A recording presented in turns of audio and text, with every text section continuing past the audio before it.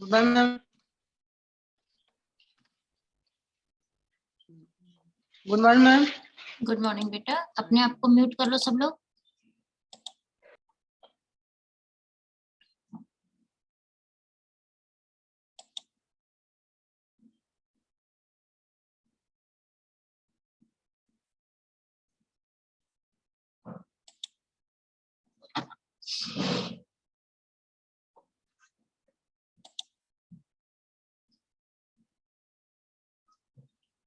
बेटा कैमरा बंद रखो और अपने म्यूट रखो अपने आप को।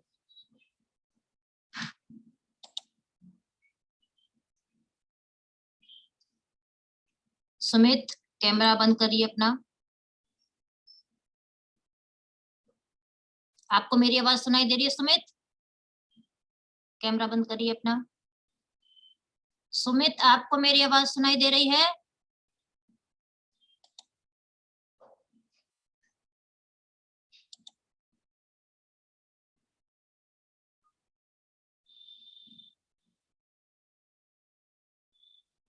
कोई भी बच्चा बेटा कैमरा ऑन नहीं करेगा, इस बात का ध्यान रखना।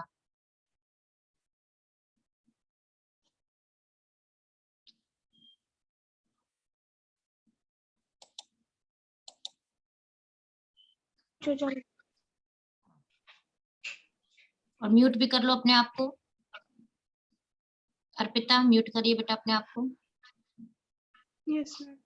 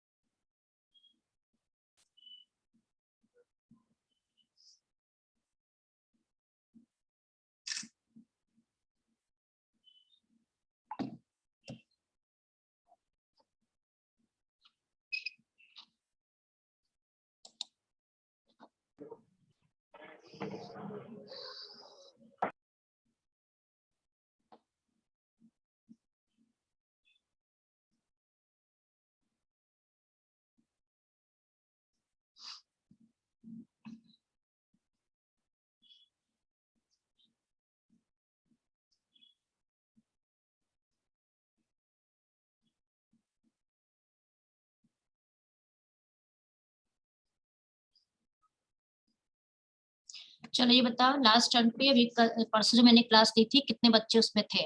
गुणक किस किसने पढ़ा है? जो नोट्स आपको भेजे आपने उसको पढ़ के देखा? रिस्पांस दीजिए बेटा मुझे।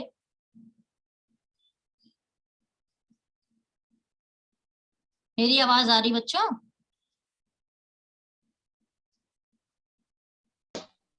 Yes ma'am. क्लियर आवाज आ रही है?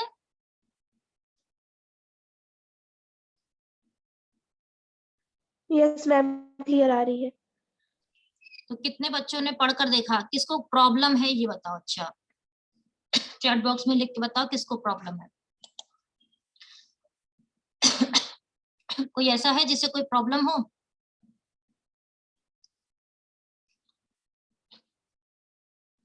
जितनी हमने बात करी थी गुणक के संदर्भ में, उतना तक किसी को कोई दिक्कत है बेटा? मैम मैंने तो क्लास नहीं। तुमने क्लास नहीं करी थी, क्यों नहीं करी थी तुमने पिछले टर्म में क्लास? मैम मैंने तो क्लास नहीं ली थी आपकी आज। अच्छा चलो तुम, और कोई बताओ। हमने नोट्स भी भेजा हुआ बेटा, उसको देख लेना, उसी को आज हम मैम कंटिन्यू नेटवर्क करेंगे। प्रॉब्लम था ना इसलिए। अच्छा ठीक है बेटा, अपने आप को म्यूट करो। और बताओ, जिन्होंने क्लास करी थी वो बताएं कि उनको कोई प्रॉब्लम है। ठीक किसे प्रॉब्लम है जी बेटा? मैम। और उस पे लिखो, चैट बॉक्स में लिखो बेटा किसको प्रॉब्लम है और क्या प्रॉब्लम है, क्या नहीं समझ में आया बच्चों।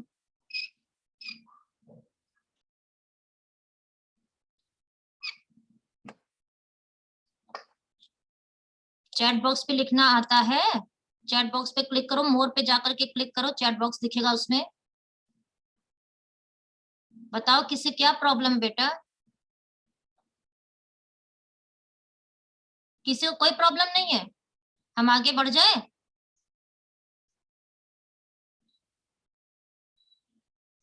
क्लास में कोई हो कि बस केवल ऑन करके भाग गए हो सब लोग? कोई रिस्पॉन्स नहीं दे रहा मुझे।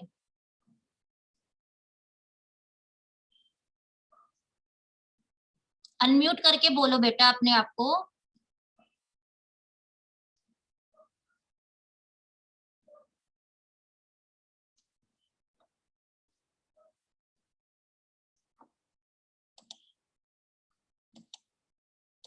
बच्चों रिस्पॉन्स दो मुझे, तुम लोग क्लास में हो भी कि नहीं? अरे ये कौन है? यस मैम, आप पढ़ाइए आगे से, वो इतना क्लियर है। किसी को कोई प्रॉब्लम नहीं है? No ma'am.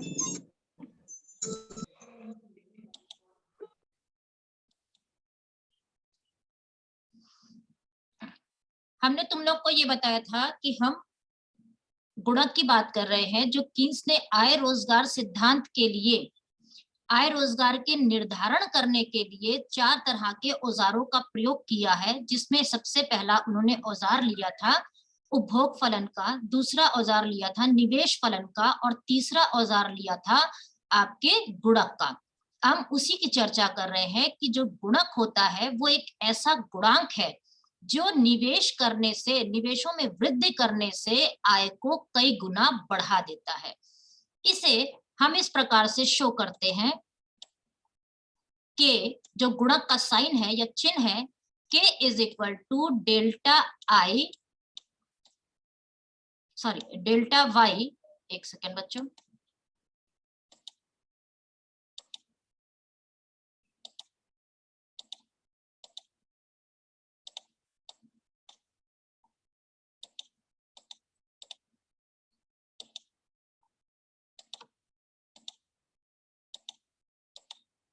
Delta Y upon delta i, जो ये शो कर रहा है कि निवेशों में अगर वृद्धि की जाएगी तो आपके आय में कई गुना वृद्धि हो जाएगी।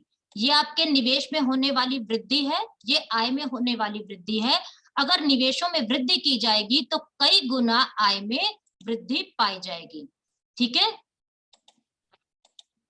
इसे हम गुणक कहते हैं। ये कैसे आता है या गुणक का मान किस पर निर्भर करता है, इसके लिए आपके कीन्स ने ये प्रदर्शित किया कि अर्थव्यवस्था अगर संतुलन में है, भले ही वहां पर पूर्ण रोजगार की स्थिति हो चाहे ना हो, अगर अर्थव्यवस्था संतुलन में है तो आपकी समग्र आय जो है वो समग्र व्ययों के बराबर होगी। समग्र आय को हम एग्रीगेट इनकम AY से प्रदर्शित करते हैं और समग्र व्यय को हम एग्रीगेट एक्सपेंडिचर AE से प्रदर्शित करते हैं। संतुलन अवस्था में समग्र आय आपकी समग्र व्यय के बराबर होगी। और चूंकि अर्थव्यवस्था में केवल 2 सेक्टर लिए जा रहे हैं, एक उपभोग का क्षेत्र और एक निवेशक का क्षेत्र, वो निवेशक जो निजी निवेशक हैं, तो उसमें आपके पास केवल 2 क्षेत्र होंगे और उस 2 क्षेत्र में होने के कारण आपके पास केवल व्यय जो है या तो उपभोगों पर किए जाएंगे या आप निवेशों पर व्यय करोगे। तो समग्र आय जो है आपकी वो C+I के बराबर पाई जाएगी। ये सब चीजों की हम चर्चा पहले भी कर चुके हैं, लेकिन हम थोड़ा सा रिपीट कर रहे हैं। ये हमारा इक्वेशन 1 बन गया कि आय जो है वो समग्र व्यय के बराबर है। समग्र व्यय दो रूपों में हो रहे हैं, C प्लस आई के रूप में पाए जा रहे हैं। अगर हम आयों में वृद्धि कर दें, ठीक है, या समय अंतराल पर आय का निरीक्षण करें तो आयों में वृद्धि पाई जाएगी या परिवर्तन पाया जाएगा, तो उसके साथ साथ आपके उपभोगों में भी परिवर्तन हो जाएगा और आपके निवेशों में भी परिवर्तन हो जाएगा। ये आपका दूसरा समीकरण बना जो परिवर्तन को प्रदर्शित करने वाला समीकरण है। क्लियर है यहाँ तक? समीकरण एक जो संतुलन अवस्था को दिखा रहा है, दो क्षेत्र को दिखा रहा है जिस पर आय और व्यय बराबर है, इसमें होने वाले परिवर्तन को समीकरण 2 से प्रदर्शित किया गया है। यहां तक किसी को कोई प्रॉब्लम है? यहां तक किसी को कोई प्रॉब्लम है? No ma'am. No ma'am. ठीक, ये सब चीजें हमने उस दिन भी चर्चा करी थी, लेकिन हमने आज फिर से इसको दिखा रहे हैं ताकि जो बच्चे उसमें उपस्थित नहीं थे वो इसको देख लें और समझ लें। कुछ बच्चे एंट्री किए बेटा, पहले हम उनको जरा एंट्री दिला दें।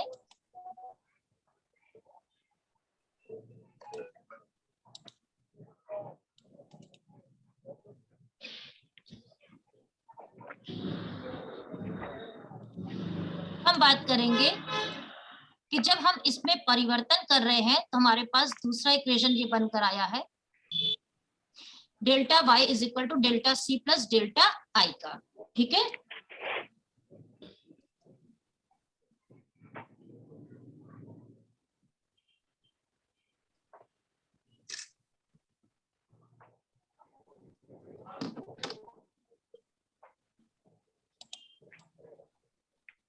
ये दो समीकरण हमारे पास हैं, y is equal to C plus I और delta y is equal to delta C delta I। ठीक है, ये दो समीकरण हमारे पास हैं। अब हम इस पर आगे चलेंगे।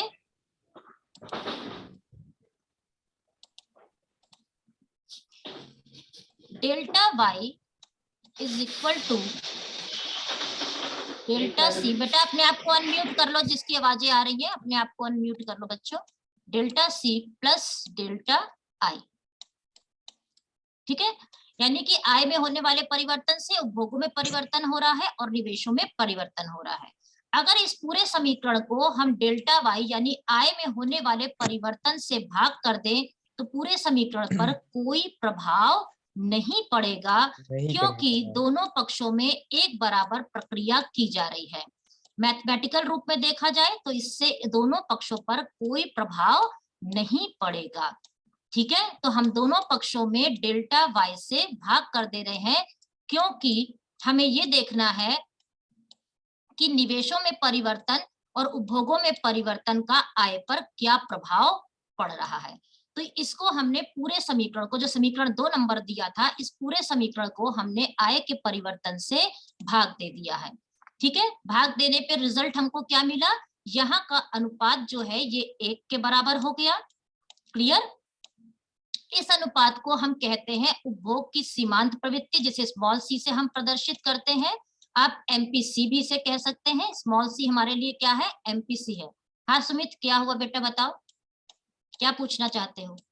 तुमने रेज हैंड किया है, कुछ पूछना है तुम्हें? बच्चों तुम्हें कुछ पूछना है? सुमित,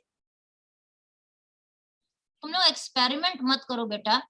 अगर तुम लोग इस तरह से एक्सपेरिमेंट करोगे तो हम डिस्टर्ब होंगे और सारे बच्चे डिस्टर्ब होंगे। ठीक है, हैंड को रेज जो किया उसको नीचे कर लो। स्मॉल c का मतलब है आपके उपभोग की सीमांत प्रवृत्ति, जो आपके आय में होने वाले परिवर्तन और उपभोग में होने वाले परिवर्तन के अनुपात के बराबर होती है।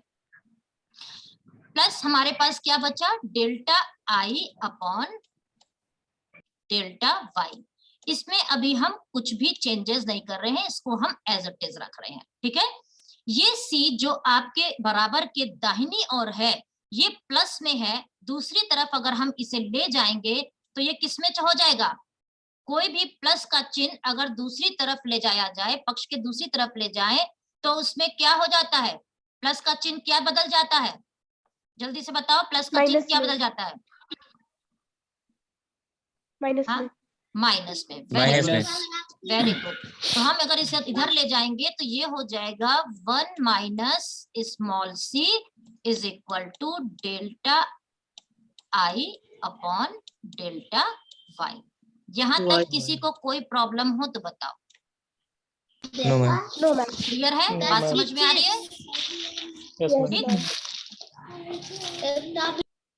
बेटा अनम्यूट रखो, खोलो तब जब बस बताना हो मुझे।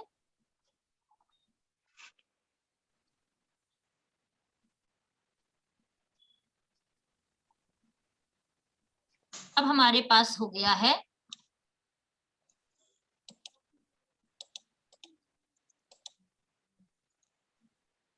Delta I upon delta y is equal to 1 minus small सी।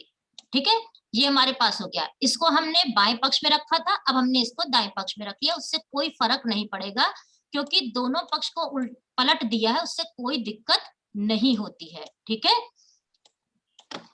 ये हमारे पास लास्ट लाइन पाई गई थी जो हमने यहाँ पर उसको पुनः लिखी है। अगर इस पूरे पक्ष को नीचे वाले जिसको हम डिनोमिनेटर कहते हैं, ऊपर वाले को न्यूमरेटर कहते हैं, जिसे अंश, हर और अंश कहा जाता है। ये हमारा अंश है, ये हमारा हर है। अगर हर को अंश बना दे और अंश को हर बना दे, यानी डिनोमिनेटर को न्यूमरेटर और न्यूमरेटर को डिनोमिनेटर बना दे, तो ये क्या हो जाएगा?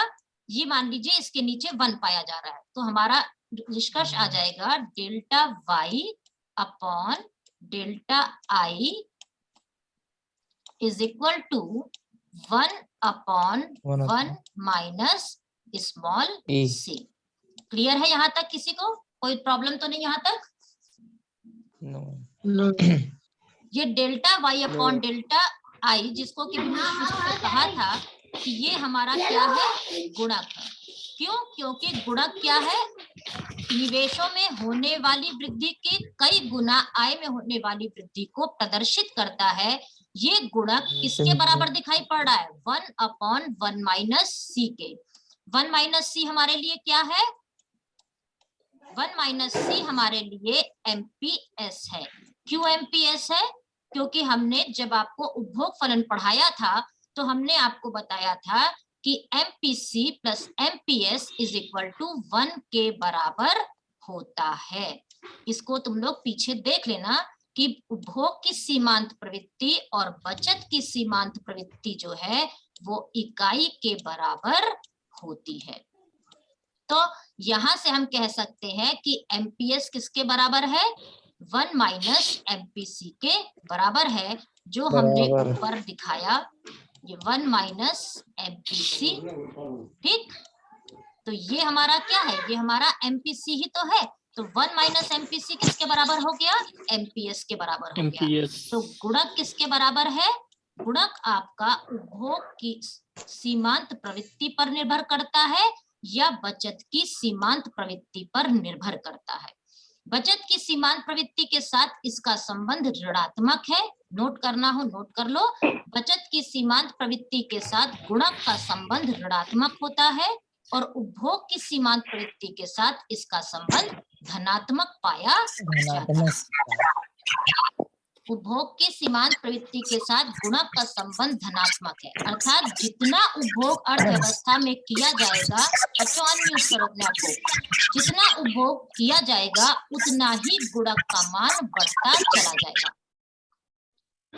जितना ज्यादा आप उपभोग करेंगे अर्थव्यवस्था में, गुणक उतना ही ज्यादा होगा, और जितना आप बचत करके रखेंगे उतना ही गुणक का मान कम होता चला जाएगा और अर्थव्यवस्था में आय कम होती चली जाएगी। यहाँ तक किसी को कोई दिक्कत? No ma'am. किसी को कोई प्रॉब्लम? मैम एक बार रिपीट कर दीजिए। कहाँ तक रिपीट करें? हमने ये बताया कि अर्थव्यवस्था में आपके संतुलन अवस्था है तो समग्र आय समग्र व्यय के बराबर होगी। ठीक, समग्र आय समग्र व्यय के बराबर है और 2 क्षेत्र हमारे पास पाए जा रहे हैं। 2 क्षेत्र हमारे पास पाए जा रहे हैं, तो इसका समीकरण क्या होगा? y is equal to c plus I. और अगर इसमें हम परिवर्तन को प्रदर्शित करें तो delta y is equal to delta c plus delta I के रूप में होगा। इस समीकरण को, ये दिखाई पड़ रहा है, इस समीकरण को अगर हम डेल्टा वाई से डिवाइड कर दें तो कोई प्रभाव नहीं पड़ेगा। इसको डिवाइड करने से हमें क्या मिल जाएगा, 1 माइनस, इसको स्मॉल सी कहते हैं या ये उपभोग की सीमांत प्रवृत्ति है, is equal to delta I upon delta y मिल जाएगा। पूरे समीकरण को पलट दिया जाए तो हमको के का मान मिल जाएगा। के का मान जो है वो आपके उपभोग की सीमांत प्रवृत्ति पर निर्भर करता है। उपभोग की सीमांत प्रवृत्ति और गुणक के बीच में धनात्मक संबंध है, और आपके उपभोग बचत की सीमांत प्रवृत्ति और गुणक के बीच में ऋणात्मक संबंध पाया जाता है। इतनी चर्चा अभी तक हमने करी। अब क्लियर है? हाँ कि ना? हाँ जी मैम। अब हम देखेंगे कि ये गुणक कार्य कैसे करता है, कैसे हम उपभोग बढ़ाते चले जाते हैं तो गुणक कैसे कैसे बदलता चला जाता है। ठीक है, इसकी प्रक्रिया को समझने के लिए हम एक एग्जाम्पल लेंगे। ये हमारा एग्जाम्पल है। मान लीजिए आपने 100 रुपए से निवेश प्रारंभ किया, ठीक, और आपके अर्थव्यवस्था में उपभोग करने की प्रवृत्ति जो है वो आधी यानी हाफ पाई जाती है। ये उपभोग करने की प्रवृत्ति को प्रदर्शित किया गया है यहाँ पर, जिसे हमने आधा मान लिया है, 1/2, अर्थात जितना आय आपके पास होगी आप उस आय का आधा हिस्सा उपभोग करेंगे और आधा हिस्सा बचत करके रख देंगे। ठीक है, तो यहाँ पर हमने निवेश प्रारंभ किया 100 रुपए से, और ये 100 रुपए जब एक व्यक्ति ने निवेश किया, मान लो मशीनरी खरीदी 100 रुपए से, तो जिस व्यक्ति से 100 रुपए की मशीनरी खरीदी उस व्यक्ति को 100 रुपए की आय जनरेट हो गई या आय प्राप्त हो गई। उस व्यक्ति ने इस 100 रुपए का, बेटा खुद को अनम्यूट करो भाई, किसका आवाज आ रही है? जिस व्यक्ति को ये 100 रुपए की आय प्राप्त हुई है उस व्यक्ति ने अपने 50 रुपए उसमें से व्यय कर दिए उपभोग करने में। मान लो उसने कपड़ा खरीद लिया या जूता खरीद लिया या खाद्य पदार्थ खरीद लिए, और बाकी 50 रुपए बचाकर अपने पास रख लिए। ये जो 50 रुपए उसने खर्चा किए, मान लो उसने खाद्य पदार्थ खरीदे, तो जिससे उसने ये खाद्य पदार्थ खरीदे, ये 50 रुपए उसकी आय क्या हो गई, जनरेट हो गई। जिस व्यक्ति पे आपने मशीन खरीदी उसको 100 रुपए मिले, जिस व्यक्ति से खाद्य पदार्थ खरीदे गए उसको 50 रुपए मिले, और इस 50 रुपए से उस खाद्य पदार्थ वाले व्यक्ति ने 25 रुपए बचाए और 25 रुपए से मान लीजिए जूता खरीद लिया, तो जिससे जूता खरीदा 25 रुपए उसकी आय बन गई। उस जूते वाले ने इस 25 रुपए का 12.5 रुपए से मान लीजिए कपड़ा खरीदा और 12.5 रुपए उसने बचा कर रख लिए, तो जिससे उसने कपड़ा खरीदा उस व्यक्ति की आय बन गई। इसी प्रकार से ये प्रक्रिया आपकी चलती जाएगी और तब तक चलती जाएगी जब तक कि आपकी आय शून्य ना हो जाए। ठीक है, तो आप अगर इसे काउंट करेंगे तो ये 200 रुपए के बराबर पाई जाएगी। क्यों 200 रुपए के बराबर पाई जाएगी, इसको हम देख ले। हमने 100 रुपए व्यय किए और हमें 200 रुपए की आय प्राप्त हो रही है, ऐसा क्यों हो रहा है इसको हम समझ लें कि जब हमने निवेश किए 100 रुपए के, ठीक है, तो हमने उपभोग प्रवृत्ति अपनी आधी मानी है। कितनी मानी है, आधी मानी है।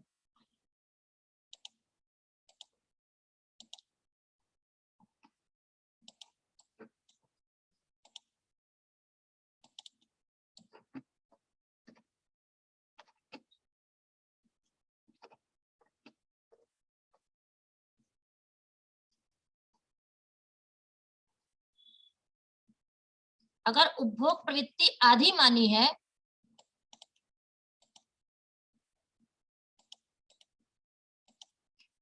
तो K is equal to 1/1 minus MPC के अनुसार अगर हम ये देखें कि गुणक का मान क्या होना चाहिए तो आएगा 1/1 माइनस 0.5। 1 में से 0.5 माइनस करोगे तो कितना बचेगा, कितना बचेगा, 1 में से 0.5 माइनस 0.5 बचेगा। ये पॉइंट हटाओगे तो ऊपर आपका 10 लग जाएगा, है ना, और 5 दूनी यस मैम 10, 10 यानी के का मान क्या प्राप्त होगा, हमें 2 प्राप्त होगा। 2 के ठीक, हमारे पास निवेश में की गई वृद्धि कितनी थी, 100 रुपए की। सबसे प्रारंभिक हमने निवेश कितना किया था, 100 रुपए का किया था। 100 रुपए के का मान 100 कितना रुपए। आया है, 2 आया है। अगर दो। हम अपने 2 सूत्र को देखें, delta y is equal to K into delta I, इस सूत्र में अगर हम मान रख दे के का भी और डेल्टा आई का भी, तो क्या वैल्यू हो जाएगी, 100 गुणे 2, कितना हो गया, 200। इसलिए 200 रुपए की आय जनरेट हुई थी, जो हम लोगों ने अभी उससे देखा था कि हमारे पास 100 रुपए निवेश किए, तो जिस पर हमने मशीन पे पैसा लगाया, तो मशीन वाले ने वो 100 रुपए का 50 रुपए से आपने क्या खरीद लिया, खाद्य पदार्थ खरीद लिए। फिर 50 रुपए जिस खाद्य पदार्थ वाले को मिले, उसने उसका 25 रुपए से जूता खरीद लिया। जिसको जूता जिसके पास जूते से आय प्राप्त हुई, उसने उसके 12.5 रुपए में से अपने कपड़े खरीद लिए। इस प्रकार से ये प्रक्रिया चलती चली गई और अर्थव्यवस्था में आय पैदा होती चली गई, जो 200 रुपए यानी कि कई गुना का मतलब कि अगर आपके उपभोग करने की प्रवृत्ति हाफ है, तो 2 गुना आय आपकी जनरेट हो जाएगी। कितने बच्चों को ये बात समझ में आई?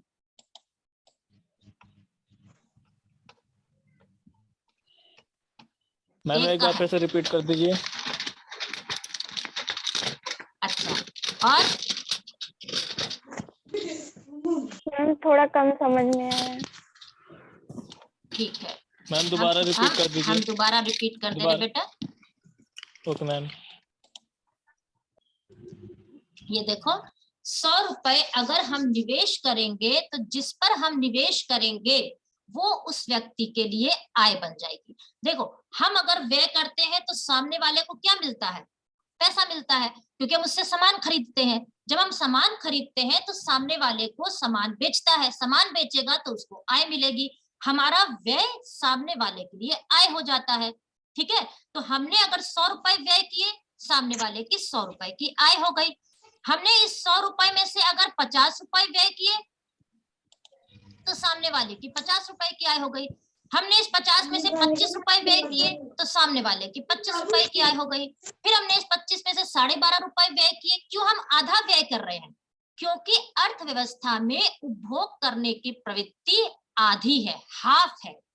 क्यों हाफ है? ये हमने माना है। कोई भी व्यक्ति अपने आय को पूर्ण रूप से उपभोग में नहीं लगाता है, उपभोग में व्यय नहीं करता है, वो कुछ ना कुछ उसका हिस्सा बचा के रखता है। एक एग्जाम्पल को समझने के लिए हमने मान लिया कि उपभोग करने की प्रवृत्ति क्या है, हाफ है। अगर उपभोग करने की प्रवृत्ति हाफ है और निवेश 100 रुपए का किया गया है, तो इसके अनुसार 200 रुपए की आय जनरेट होगी। अगर ये हाफ को हम 1/3 मान लेंगे, तो के का मान कुछ और आएगा और उतने गुना हमें आय प्राप्त होगी। अगर हम इसे 1/4 मान लेंगे, तो के का मान बदल जाएगा और उसके अनुसार आय हमको प्राप्त होगी। हमारे उपभोग की प्रवृत्ति पर हमारे गुणक का मान निर्भर करता है। उपभोग की प्रवृत्ति जैसे जैसे बढ़ती चली जाएगी, गुणक के मान बढ़ते चले जाएंगे। हम आधे की जगह 3/4 हिस्सा करेंगे उपभोग, तो हमारा गुणक बढ़ जाएगा। आधे की जगह हम 1/3 उपभोग करेंगे, तो गुणक हमारा कम हो जाएगा और हमारी आय भी उसी के अनुसार कम हो जाएगी। अब क्लियर है ये बात? यस मैम, क्लियर है। Yes ma'am. आ रही बात समझ में? ठीक है, यस मैम। तो ये हमारे गुणक की प्रक्रिया है कि हमारे गुणक किस तरह से कार्य करता है। गुणक उपभोग की प्रवृत्ति पर निर्भर करता है। जैसे जैसे हम उपभोग करते चले जाएंगे, गुणक का मान परिवर्तित होता जाएगा, या गुणक हमारे उपभोग बढ़ेंगे तो गुणक हमारा बढ़ जाएगा, उपभोग कम होंगे तो गुणक कम हो जाएगा। अगर उपभोग का मान स्थिर बना रहता है, तो जिस हिसाब से उपभोग का प्रवृत्ति पाई जाएगी, उसके अनुसार गुणक का मान हम ज्ञात कर सकते हैं और ये पता कर सकते हैं कि हमारे निवेशों से भविष्य में कितनी आय प्राप्त होगी। ठीक है, इसी प्रक्रिया को कीन्स ने चित्र के माध्यम से प्रदर्शित किया है।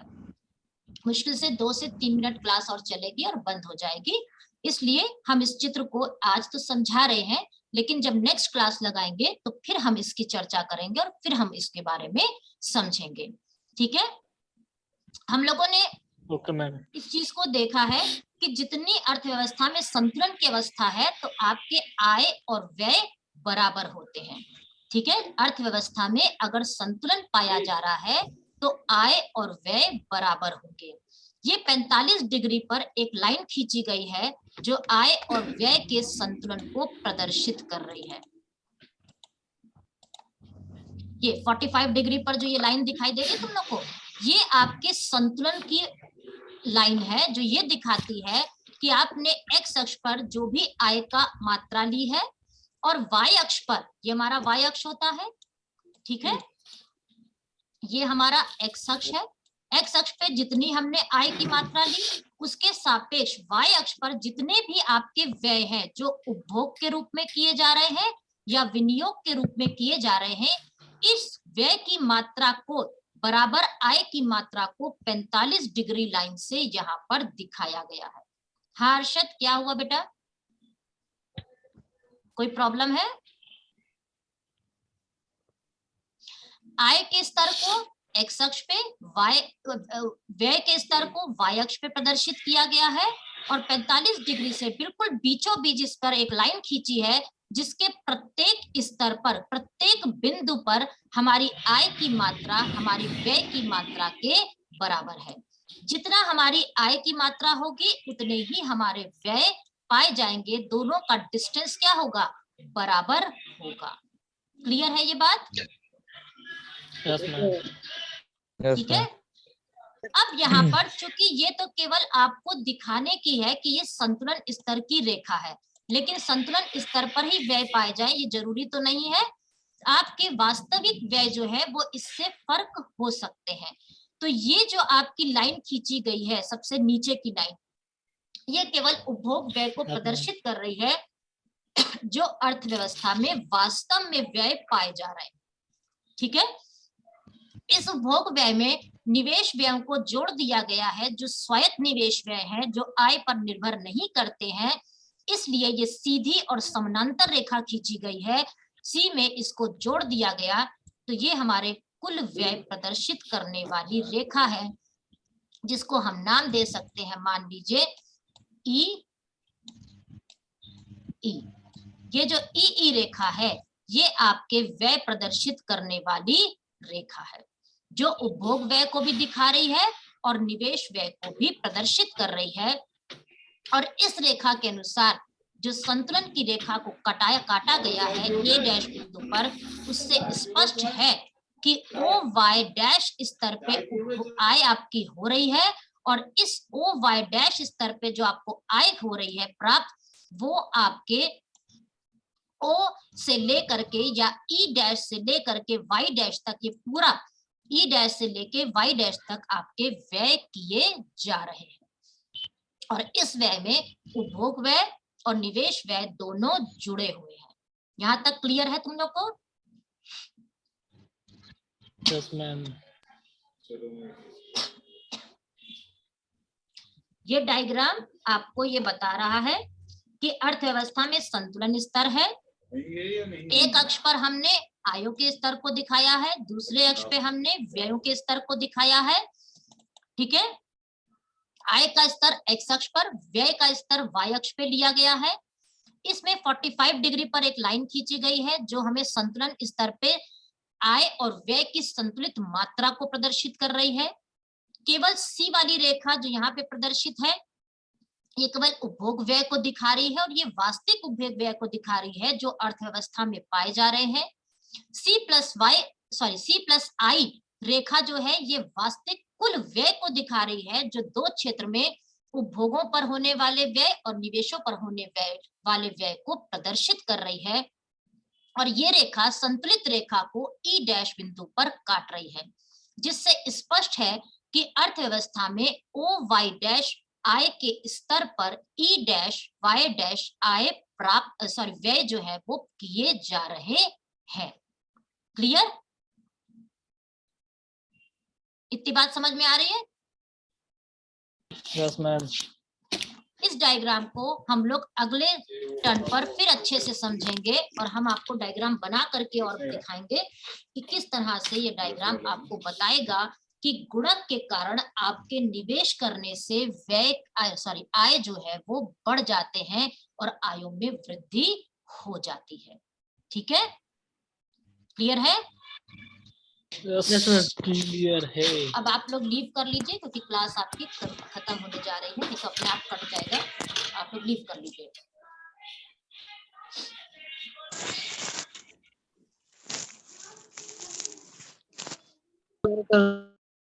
हाँ बेटा बताओ।